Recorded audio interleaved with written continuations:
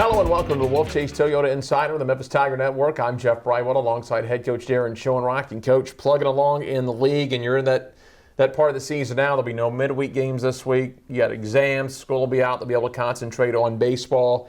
And we go to last weekend to wrap up the school part of the season, because you won't have any more classes after this week. And you face UConn. You had to deal with a lot of weather. You knew that coming in. Ended up having to push the game to Saturday for a doubleheader.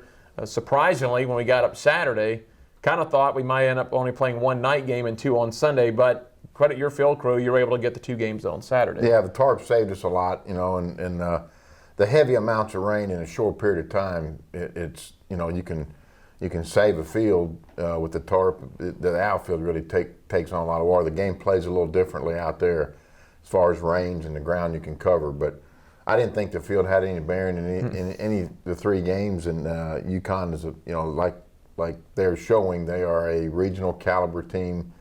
Their frontline pitching is very good, and they do enough offensively, have enough guys back, and our guys. I thought our guys battled, and we just didn't have enough firepower to overcome what they ran out there on the mound. And Jim's team's getting his players back. He had told me they were injury-riddled this year. He only had 10 position players. He was using pitchers in BP for emergency pitch hit situations. And now you get a DeRoche Duff and a Sundberg and Melly. You're getting these 4- and 5-year guys back in the lineup. That is a lot of experience to contend with. There's a lot of experience in that lineup. A lot of at-bats under their belt, and they play, with a lot of confidence behind Kay and Kate. The starters that are having phenomenal years for them. So.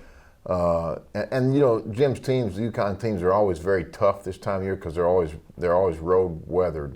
They play so much on the road early that they're ready for what this conference is going to give to them on the weekends. But salvaging that Sunday game was huge. That was a big salvage because it was a 10-1 game in game one. They just kind of got the best of you late in that game, opened it up. The second game, I know, had to be the most frustrating game from you. Just several mistakes. They tie the game on the wild pitch after you grab the lead, and they kind of bait a freshman catcher into the fake double steal type of deal to take the lead. And it was a long 18-inning day.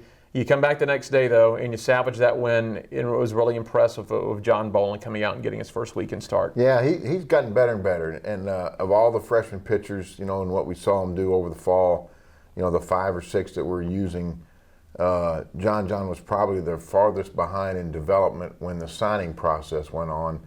But also when we did sign him, we felt like this guy is going to be very, very good at the college level and maybe even beyond someday.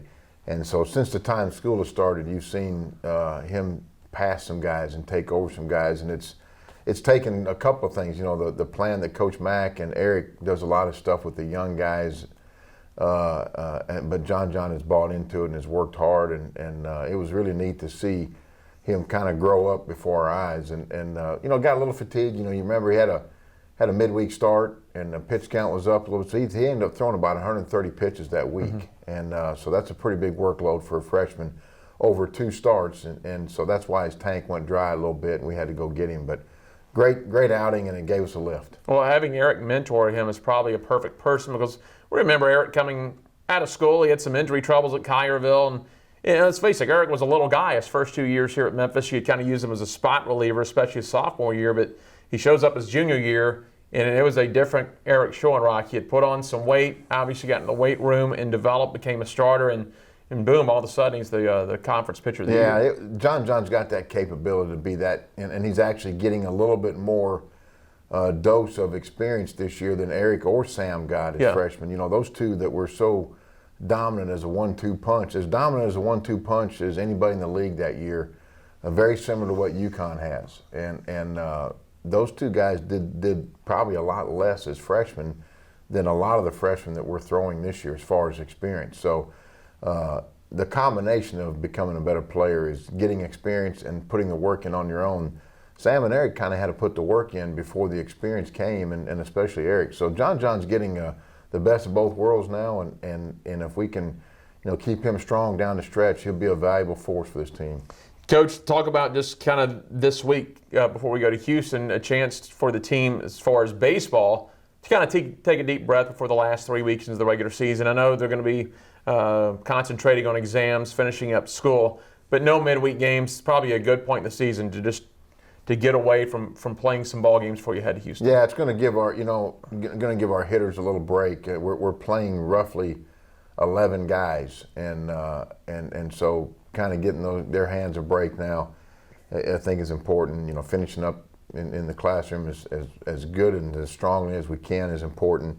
But then also kind of as tough as this season's been, letting them get away and breathe a little bit before we take a little bit smaller group when we travel. We take a little smaller group for conference weekends, but get that group on the road and go down to a great ballpark and face a team that's had an enormous amount of success in the last 3 years. So very tall order facing this Tiger team this weekend. Todd Whitting's team coming off a regular season championship, NCAA last year, conference tournament championship the year before, and a super regional appearance 2 seasons ago. They've got a lot of experience on this team. For some reason, really not firing off on all cylinders, but they're still in a position if they finish strong the last 3 weeks of the conference tournament, they can make it back to regionals. Yeah, I think they'll, when the regional discussions are happening now, and I'm on the regional advisory committee for the Midwest, which the American Athletic Conference falls into the Midwest bracket, believe it or not, but Houston's a team that's getting a lot of mention, just in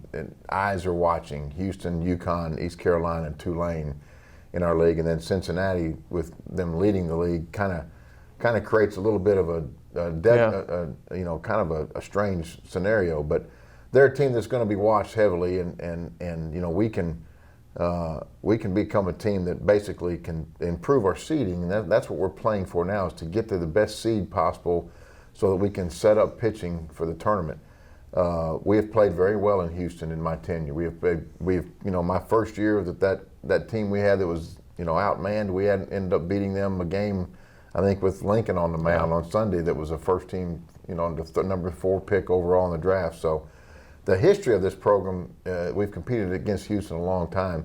The challenge is what it is. A lot of challenges await you to play them on a turf field, that they're comfortable on. But our guys will be ready, and facing another 1-2 punch on the weekend that's been together now 3 years. Very, very good 1-2 punch. Romero's in his 2nd year, but probably a top 1-2 punch in the league. Coach, sounds good. We'll see you down in Houston. Thanks, Jeff. That is head coach Darren Schoenrock. I'm Jeff Brightwell with the Wolfchase Toyota Insider on the Memphis Tiger Network.